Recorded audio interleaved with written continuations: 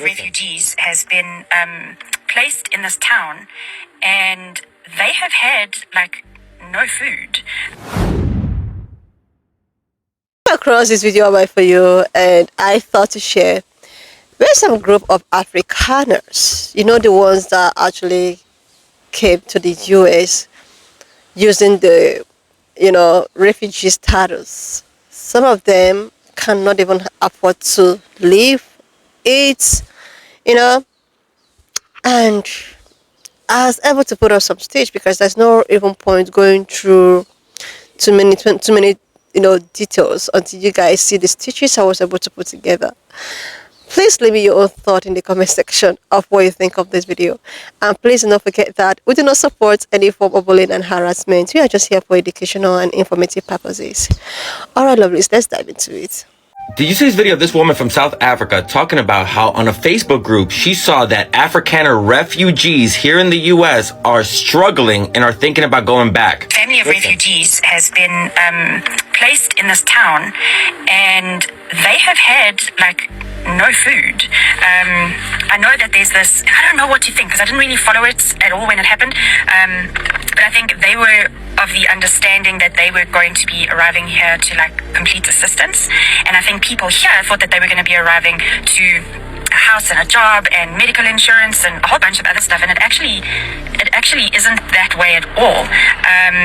There have been 4 adults in a hotel room with no money, no cell phone, no anything, and the humanitarian in me, I can't ignore the fact that these people are struggling, but there's this one side of me that's fuck that. If you hadn't heard the story, Trump has been letting Afrikaner refugees, heavy on the quotes, into the US. They came here with the lie that the South African government is persecuting them because they're white. So at a time where Trump is not allowing any refugees to come into the country, he is allowing Afrikaners into the country. And this article perfectly states, they're not refugees, they're opportunists. And these opportunists really thought that when they got to the US, they were going to get a house, a job, a car, a cell phone, health insurance completely paid for. They really thought that Daddy Donnie was going to take taxpayer money and give it to them. Believing all those lies that people of color come to the US to seek refugee or asylum, and then they have it on easy street, which, surprise, surprise, it's not true. And it doesn't matter how much those South Africans hate it here, they can't just go back home. The Department of International Relations said, these Afrikaner refugees cannot just go back to South Africa or get assistance from South Africa because they're supposed to be under the protection of the United States and Donald Trump. And if these Afrikaner refugees want to be welcomed back as citizens, they have to revoke their status in order for this to happen. So if these Afrikaners are struggling in the US and they want to go back home, basically they have to admit, we lied. I think it's kind of humorous to me that their lies have backfired on them and that Donald Trump has left them stranded. However, it's very frustrating that people who actually have to seek asylum and refuge in the US because they're trying to escape danger and persecution are not being allowed in, but these opportunists are being fast-tracked. And as always, please consider becoming a paid subscriber on here so I can continue bringing you stories like these. This woman who goes by the name of Kat here on TikTok has lived in Montana in the US for 10 years, immigrated ages ago, quite legitimately, not part of these ridiculous white refugees who are part of this political stunt. And she says that via various Facebook groups for South Africans that she's still part of, someone reached out to her to help a family of 4 refugees that was stranded in a hotel with no food, no cell phones, no money, and they're absolutely desperate. And now she's at this crossroads about whether to help them or not. She says in later videos that she does go on to help them, but this just shows, what did these people expect? They're going to a country that doesn't even care for its own citizens. Trump's big, beautiful bill is going to increase tax breaks for the rich by taking food stamps away from the poor and Medicare assistance. They shouldn't be surprised by this. Things are heating up. Afrikaners are in shock. Refugees are scrambling. It's nerve-wracking to them. And it's all about this Donald Trump, Elon Musk thing. Because nobody knows, will the refugee program be impacted about this sudden chaotic, is it a bad relationship between Trump, President Donald Trump, and Elon Musk? President Trump recently took to Truth Social calling Elon Musk a disloyal globalist and accusing him of profiting from government subsidized while pretending to be anti-establishment. In response, Elon Musk fired back on X, formerly Twitter, saying Trump is too old and too chaotic. Ooh, to lead. The way I actually understood it is that it all actually started when Elon Musk said that the big, beautiful bill was not a good idea, that it was overspending. And some other news agencies said, well, it was all because of the electric vehicle cut in it. So, in just essence, Musk also criticized the big, beautiful bill of Trump, which was his big accomplishment, for cutting tax. And this is very important to pass because of the midterms coming up. So handling of the national debt is what Elon Musk basically criticized. Trump then claimed Musk begged him for help with government contracts in the past. Is that true? We don't know that that is true, but this is apparently what's happening. Just another businessman playing both sides. Musk ended the exchange by posting a meme suggesting it's time for a new generation leadership. It is just sad that both of them are doing this because it's just, creating a lot of confusion when actually it is so important to win the public's trust after whatever happened in the Biden administration, that nobody actually knew who was ruling the United States. But let's get back to South Africans, or let's talk a little bit more about Elon Musk and Trump that, ignited this public feud. So how will this all impact the South African refugee programs? South Africans are running scared in confidence. Because after all, Elon Musk is a South African, right?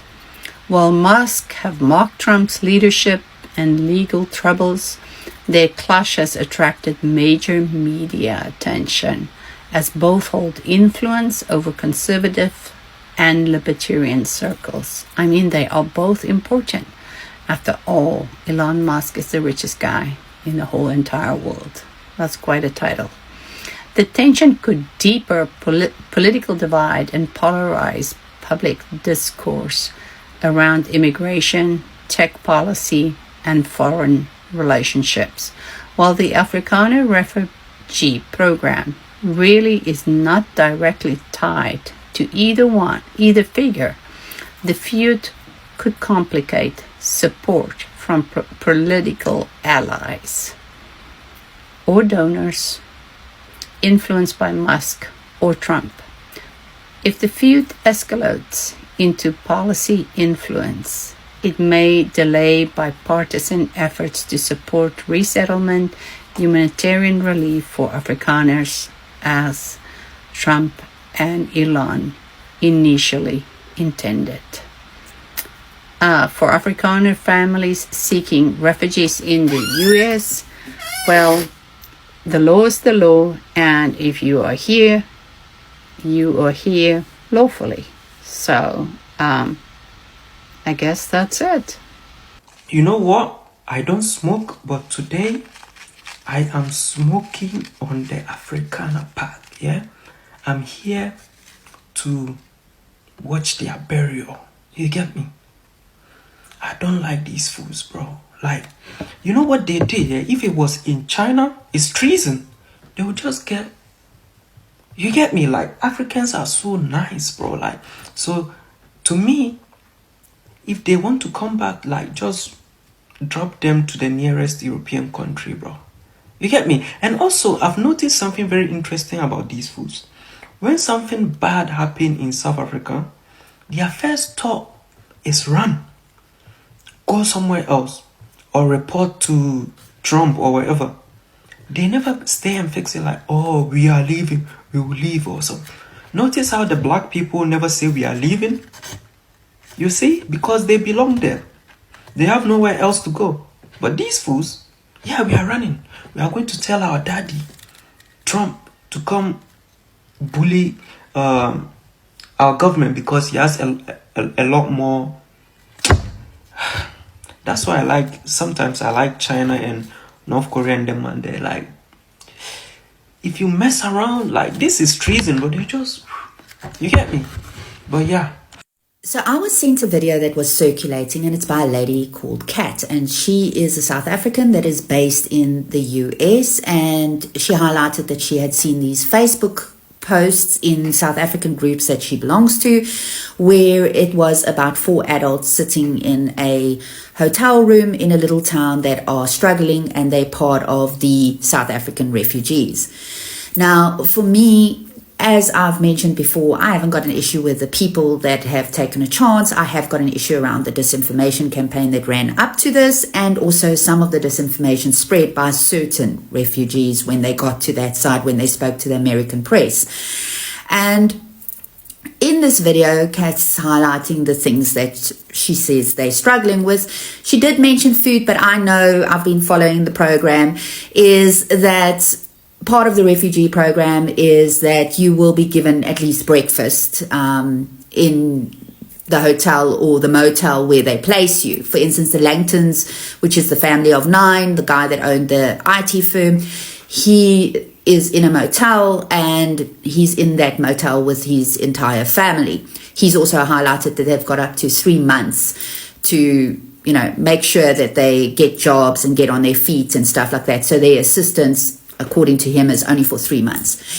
But I posted then on X that these groups that are preparing people to go there need to actually make sure that they do the right thing and they prepare them, because being in a total different country where you can't just pick up a phone is an issue. Not having a vehicle, getting acclimatized, etc., is an issue. But now, for me, my post wasn't about the people. Okay, my issue is that if you are still running these groups like the Afrikaners, then do your job and make sure that people understand that this is not a cakewalk. No refugee program is. NGOs are assisting you on that side, and they are dealing with a number of refugees. Often refugees that get there with only their shirts on their back, because they are coming from war-torn countries, for instance. So this then caused an entire outcry by a certain group of people that are very angry. First of all, I think they possibly angry with Kat for highlighting that people need help. She didn't, and I want to be very clear, put anyone's life in danger. She was just highlighting how she was feeling about that particular situation, and also she is actually a humanitarian, so she is going out of her way to assist these people that are in this little town. But it's like the group on this side don't want to take responsibility and accountability for ensuring that people are actually prepared for what they can experience on that side. So because of my post on X, which doesn't reference the people, it references their struggle, but it highlights that my focus is actually on the groups that are here that have, I must say, a number of them spread a lot of disinformation when it comes to South Africa, but they should be focusing on preparing people for what to expect on that end. So I know Kat made a video saying I didn't contact her, but I didn't contact her because my issue is not with the people. My issue is with the groups that are in South Africa. And yeah, so it's now a total outcry, and the Afrikaners are sure that I'm a shill for the government, according to very American talking points on this. But for me, they must just get their act together and do what they need to do and not actually sell this American dream story and explain to people that they are going to go through a tough time. There's apparently a family of 4 Afrikaner refugees who are stuck in a hotel somewhere in Montana, America, with no food. This is according to a lady who lives in Montana, who left South Africa 10 years ago and has been living there. She goes by the name Kat. She's on TikTok, and she posted this video a few days ago. There have been like 4 adults in a hotel room with no money, no cell phone, no anything. She heard via the various Facebook groups that she's still in, thanks to having immigrated to the US from South Africa through normal channels, not as a refugee. And she was contacted by various people to go and help this family, because apparently South Africans get in touch once they get that side, asking for help and so on, which I guess is fairly normal. But this particular family was there as part of the whole genocide, refugee, ridiculous misinformation publicity stunt. And now she's at this crossroads. She's not sure whether to help or not. In later videos, she goes on to say that she does end up helping them. But this just goes to show that these people thought they were going to go over to just, I don't know what, very green grass in a country that doesn't even feed or provide medical care to its own people. This whole big, beautiful bill that Trump is trying to pass effectively takes away the very little Medicare that the Americans already have, food security, to provide more tax breaks to the richest in America, who already have huge tax breaks, and also puts the country into further debt in order to provide these tax breaks. So why would they give you guys, as refugees, any special treatment? So this family's apparently stuck there with no food, no cell phones, no money. And honestly, what did they think was going to happen? Well, we're not targeting farmers. As a matter of fact, I brought a lot of farmers from South Africa to help work on the farms, but they're not doing any of the work. So we're going to have to make sure that all the farmers and the workers that they have stay here and get the things that they need to keep working. Because the South African farmers that are here, they're not going to do it. They're not going to do it, and I don't expect them to, because they pay me enough not to. So we're just going to make sure that all the farm workers that are on the farms now, that have been there 20, 25 years, and they're like family to the farmers, and so we're just going to make sure they get the things that they need to keep working there, and we'll make sure that they do. And it's also really important for the hotel industry and the hotel workers, because the South Africans, they're definitely not going to do a hotel job either, because they're not going to do a farm job or a hotel job, and I don't expect them to, because they paid me not to. Okay, as we all know, before we all forget, there are some group of people from Africa, South Africa, who are called, I think they are Afrikaners. You know, sometime last week, they came into the States using the refugee status, in the sense that Orange Man said that there is an genocide happening in South Africa that only affects Black South Africans. So in order for him to help these people, he decided to actually give them a free will refugee status. Meanwhile, there are other people whom actually needed this refugee status stuff, but never had the opportunity to have it, because you know what? They are not white people. And let's not forget that this refugee thing were still happening. White people were getting deported from the country. And now, I was just going through my For You page. I decided to I want to just know what's happening. Like, I want to know about an update to see what is really going on, you know. And I came across this article that they actually even want to go back to their country. They cannot even fend for themselves anymore. Like, what do they even expect? These guys are not any refugee. Like, I think that they are not refugee, neither are they even farmers. Some of them came from South Africa, living in 5-star bedroom houses. They have servants in their back and call, nannies. in their back and core, and because they saw an opportunity, they grabbed it. I have never seen a refugee that have a 5-star treatment, and now that they are not getting this 5-star treatment, they are calling for help. They are calling for help, or they rather say that it was not actually what they expected that they are saying. Maybe what they were promised is not what they are getting. Now they are getting frustrated and want to, like, vent their frustration.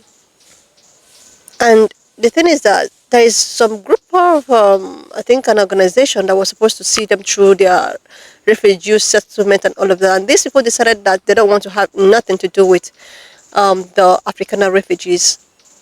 And now these guys are, they are actually so frustrated right now.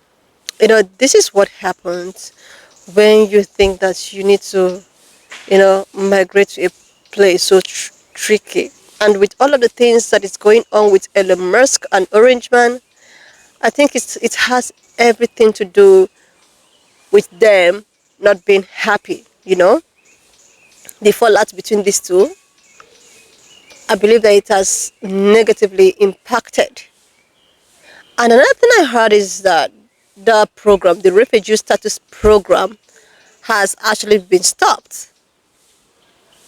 What does this tell you? This tells you that there are some group of people, they want to get into the country, then using a refugee status to get them into the country, then stopping it.